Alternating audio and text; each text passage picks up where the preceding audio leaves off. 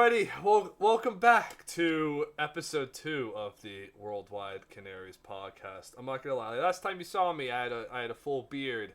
I have clean shaven, but I think I put on that beard again because that performance today has probably aged me a few years. It is safe to say that 100%. 1-0 loss at home to Preston North End. Not what you want to see. I would say it's our worst performance of the season. I firmly back that. The amount of times we gave the ball away. We are going to get into a lot this episode, but first and foremost, I am joined with Lewis again. Lewis, what are your first thoughts off this Preston game? Fans need to stop overreacting. I've seen a lot of fans saying that the season's over. By my calculations, 14 games left, 42 points available is not over. 2 points off the playoffs is not over. Yes, I know the last 2 games have been rocky, but we saw it against Swansea, we saw it against Watford. We can win these games. Yes, it has been a difficult last 2 games, but that's what happens. Teams go through rough patches. If we beat Hull on Saturday, now that is an if we beat Hull on Saturday, I'm pretty sure it's all forgotten. People are like, oh, the season's back on, or oh, playoffs are going to back on again, or book the tickets to Wembley. People are so reactionary, and it's just annoying me so much. I believe this is our second worst performance of the season, by the way. I think that Bristol City game at home, that was the worst. It was a year of, we went a full year unbeaten at home, and then we go to Bristol, we face Bristol City and we lose 2-0. That game was atrocious. I agree. But something about this Preston game really just... I don't know what it was. We could not connect a pass until the final 15 minutes of the game. Genuinely. I have a lot of notes down on my phone. I'm going to kind of go from start to finish, of course. But bringing back what I just said, normally from Shane and Callum, we see, especially Callum, we've seen their passes out from the back pretty much be superb this season, especially Callum Doyle. They've been able to find their targets, but every single time it was a wayward pass. It did not meet their target. It was just an all-round show in any way, shape, or form. But I think the right spot to get started here is the lineup. We all saw the lineup, and we were like, oof, Borja Sainz is back. Lewis Dobbin, Josh Sargent. The lineup looked really, really, really good. Really good. And I think a root to all of our problems was that Kenny illness. We saw Jacob Wright get thrown in there. Now, obviously he needs minutes, right? But just came in. He looked shaky. And Lewis, I'll get onto your opinion in a second with this, but we look at the first goal we conceded. Whether it was a foul or not on Borja, I mean, it can be given. Like, it can be given.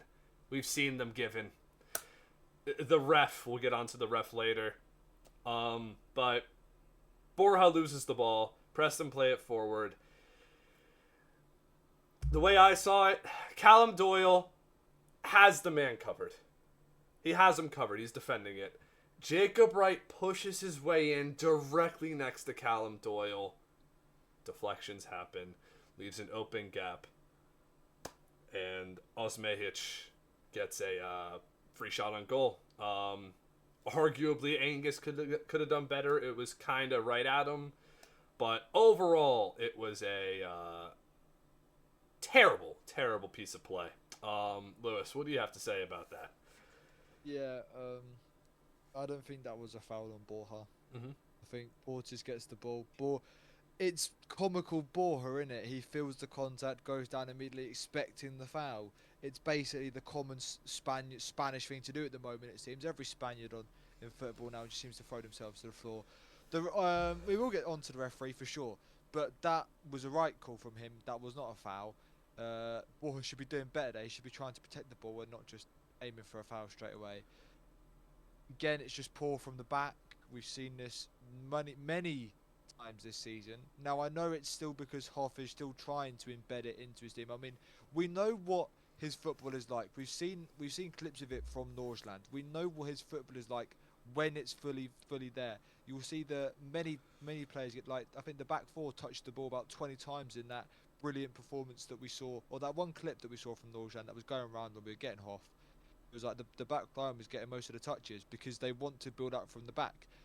Again, this is the Championship. Depending on who you're playing, they're either going to be really up there, and then it's going to hurt us because they're just putting us into our back third, or they're just going to not pressure at all, and then again, that gives our defenders too much space. So I think at times we're going to need to figure out a different way to play sometimes, depending on how the other team is pressuring us. I 100% agree with you. I think we kind of mentioned it last podcast with Derby. Hoff doesn't have a second kind of way of playing. Now, obviously, I'm all for playing out from the back. I love seeing beautiful football played. I mean, under Farka, it's pretty much what gelled me into loving this football club, just the beautiful football that we played. But I would actually go back to saying, Ryan Porteous, there is two hands in the back of Borja.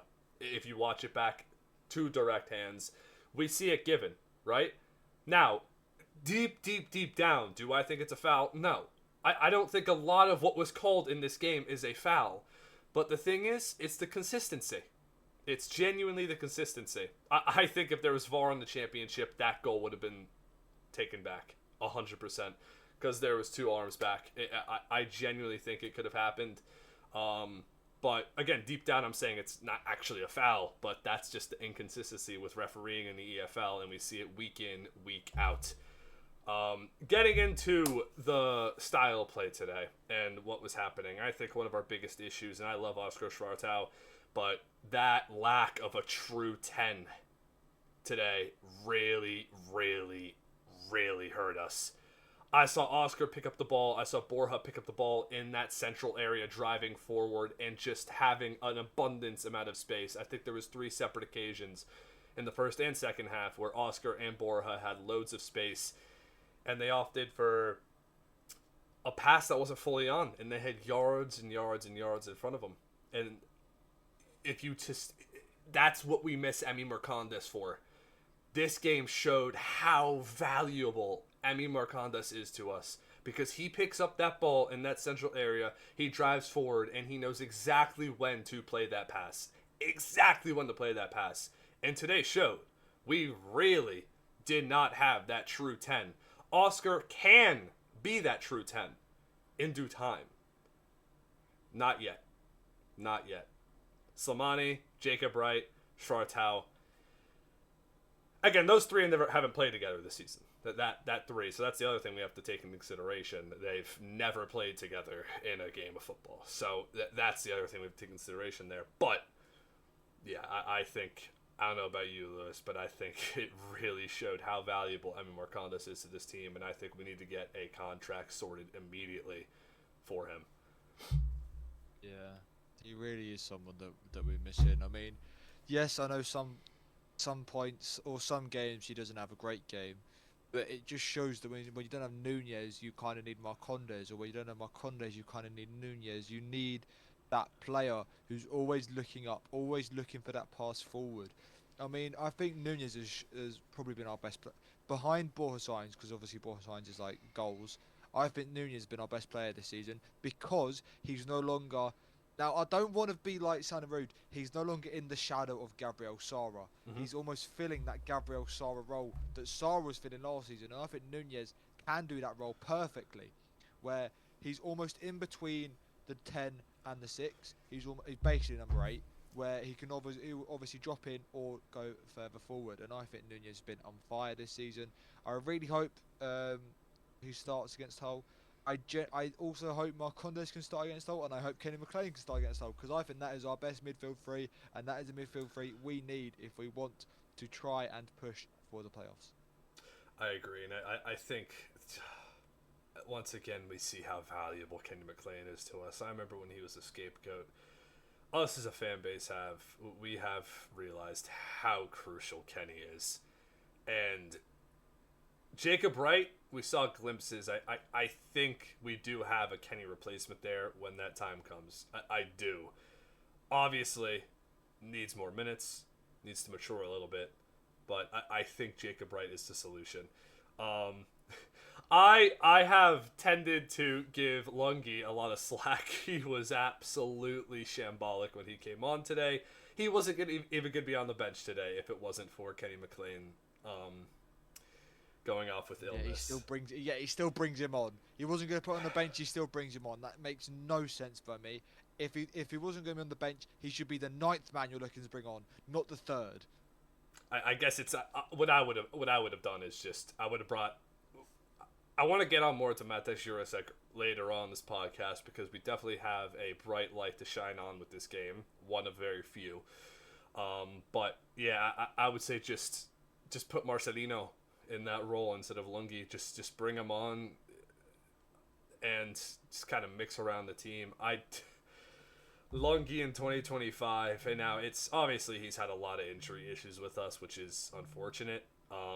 But the fact that he's still here is kind of crazy. He's kind of just mustered his way into getting new contracts. But I think this is going to be it. This year, his contract is expiring. I don't think we're going to extend it for another year. I think it's going to be it with Lungi. But moving on to the next topic I wanted to bring up, and it kind of ties into not having that true 10, is Josh Sargent. Absolutely stranded today. Same thing with Ante Cernas when he came on. Both of our strikers were absolutely stranded. And once again, I'm going to bring his name up again because it shows how crucial he is. We need that 10. We need that 10. And I guess we always needed a CDM backup. Now, where is that true 10 backup? Because Oscar, I don't really know what he is yet. I really don't. And obviously, he's 18 years of age. I can't put any blame on Oscar. But with Emma Mercandis in that team, you have balls through the Sargent. And that's what the Sargent's a poacher. Sargent's a finisher. Sargent can hold up the ball. He's not someone who's going to be able to take on a man all the time, take on boom boom like our wingers are. But that was a real issue today. I mean, their defense, Preston's defense, had Josh Sargent on complete locks. I think there was one time where Sargent found himself one-on-one, and I think it was Ledson or Porteous who just, it was the easiest defending they've ever done in their lives. But yeah, there was just a complete lack of drive forward, horrible passes from the center backs up to our strikers, up to our attackers, and just a terrible attacking display in general. And it kind of ties into Derby. It was pretty much the same thing.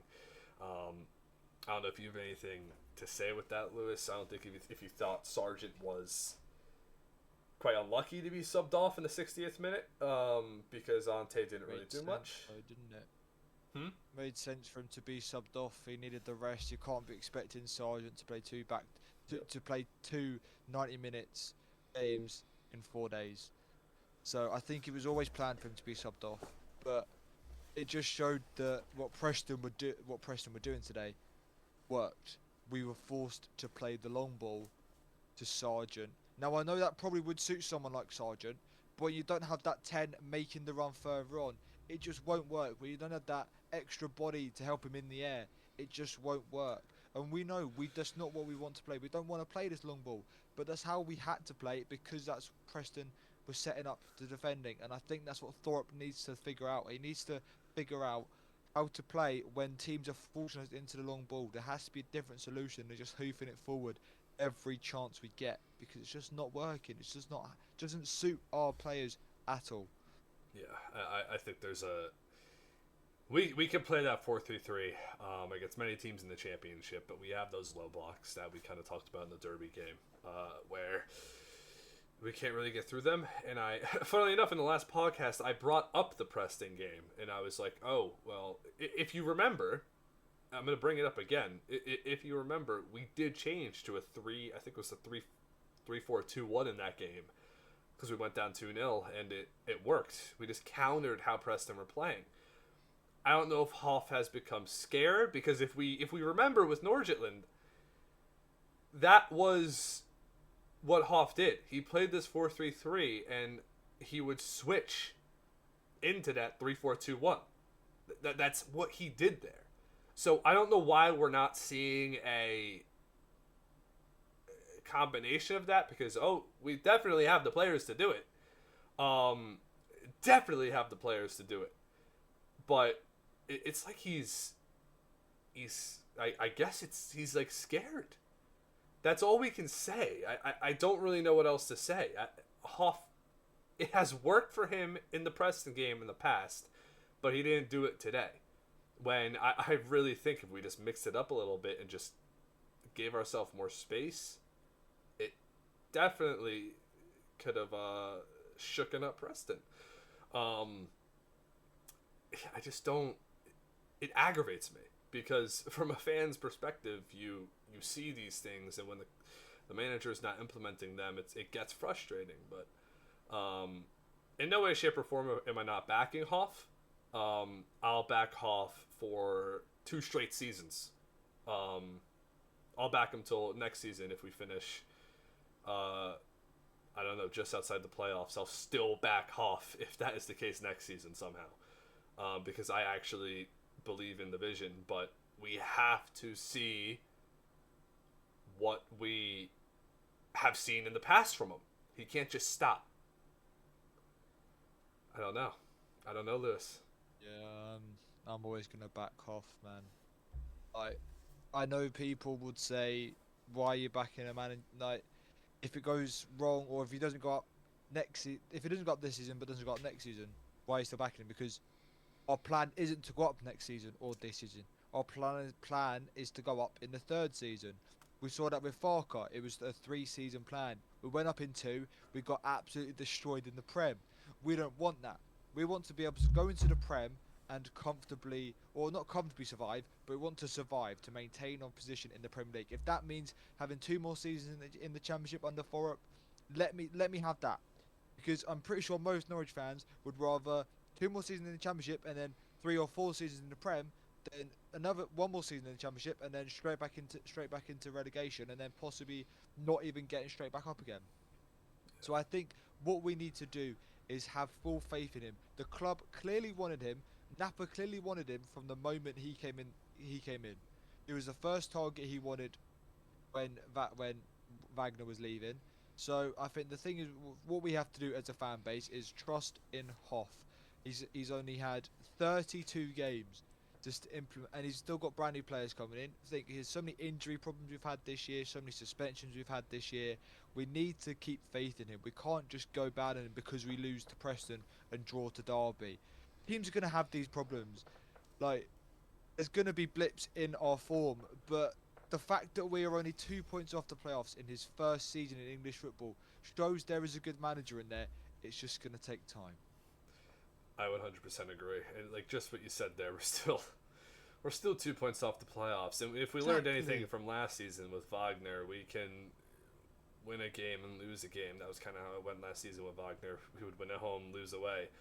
And the teams around us those last 2 playoff spots, those teams around us will be having the same performances. It's going to be the same thing. Apart from the top 4, Sunderland, Burnley, Leeds, and Sheffield United. Apart from those 4... Go ahead. I think Blackburn are losing their manager. He's going Derby. Yeah, Eustace. He's going to Derby. I don't... That could put a spanner in the works for them. Yeah. So that could rule them out completely, and then it's just between us, Middlesbrough, West Brom, and Watford for the final 4 places. Who knows? Yeah. I'm not saying Blackburn are out. If there are any Blackburn fans listening, you're still in it at the moment. With Eustace gone, who knows what happens with Blackburn? But I'm just saying, don't give up yet. There's 14 games left.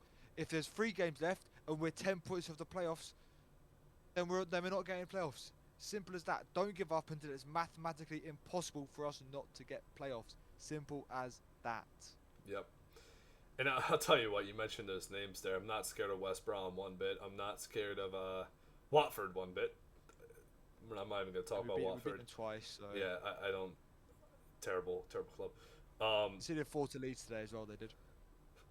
Well, we can't. We can't.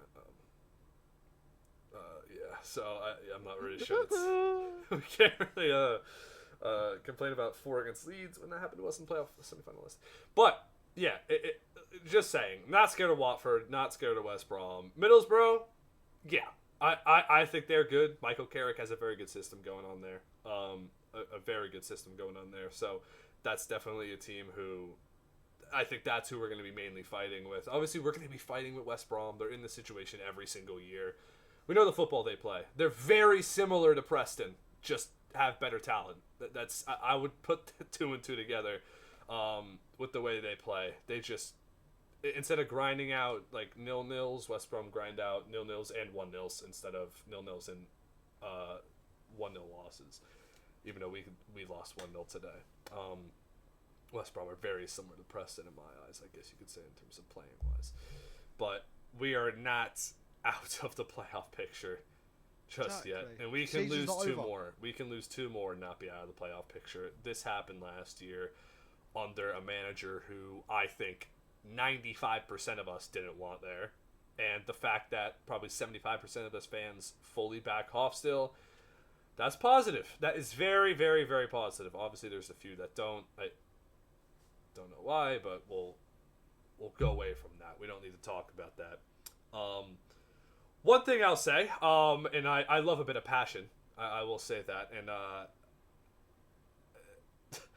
Ante Cernach gave it into, I think it was Hughes or Porteous. And I don't know if you guys noticed this in like the 70th minute. Cernach just completely took out. I can't remember who it was. It was one of them. I think that's actually why Porteous went off, if I'm not mistaken, because Ante completely obliterated him. I'm all for that, trying to get us going a little bit, but it didn't end up working. And then there's a questionable foul from Ledson in the midfield on Marcelino. Studs up, right in the shin area. Made contact with his other foot on the ball. Completely missed. He was trying to kick with the foot that made contact with Marcelino. Completely missed and was studs up right into Marcelino. Again, that would be reviewed if we had VAR, and I genuinely think it could have been a red. We've seen that given. On another day, calls go our way. We could have scraped out with a draw or a 1-0 result. It's just... I think the championship's actually probably going to have VAR next year. If the rumors are right, I think that's actually going to come into play next year, and I'm not sure how I feel about that. I'm one of those people who believes that VAR... Again, I'm complaining right now because another day it could have gone better for us. I'm all for VAR not existing. I think it's part of the game. If the ref gets it wrong, he gets it wrong, which has benefited us this season. We think back to the start of the year where the ball was out of play, and I think that's how we beat Derby at the start of the year, because Borja Sainz kept the ball in a few times on the byline. But again, my main point there is just, another day, it goes your way. And today, it went Preston's way, unfortunately for us. That's kind of just what happened. Moving on. I don't know if you remember, Lewis, but Shane Duffy just missed a header late on in the game. And I don't know if you looked. Lewis Gibson. Duffy headed it down. And Lewis Gibson's hand, up like this, swiped the ball out for another corner.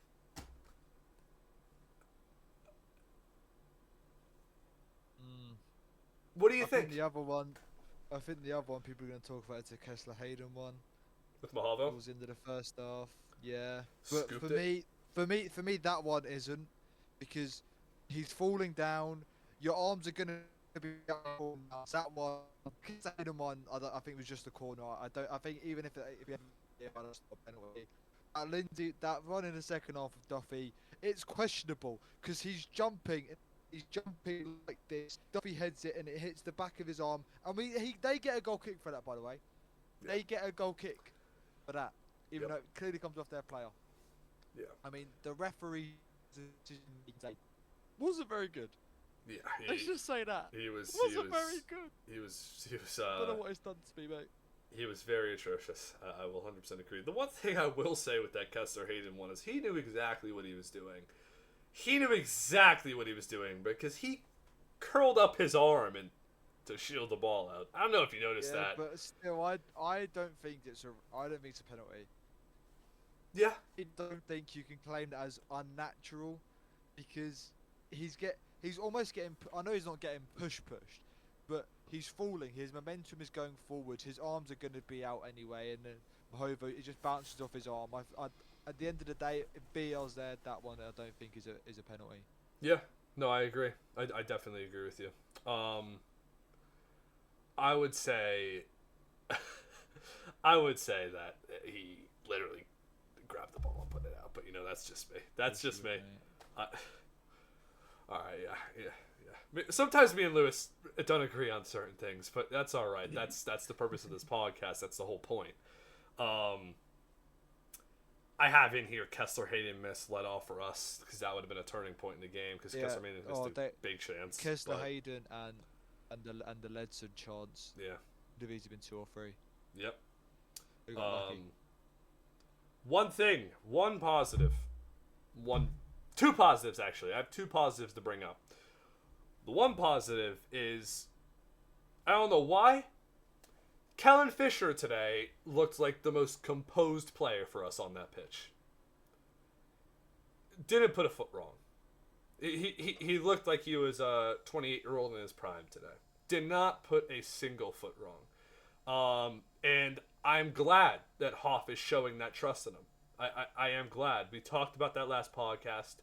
And Hoff gave him all vote. And Fisher, rightly so, at the start today. And I think it showed with Kellen Fisher that he is one that is a mainstay in this squad now.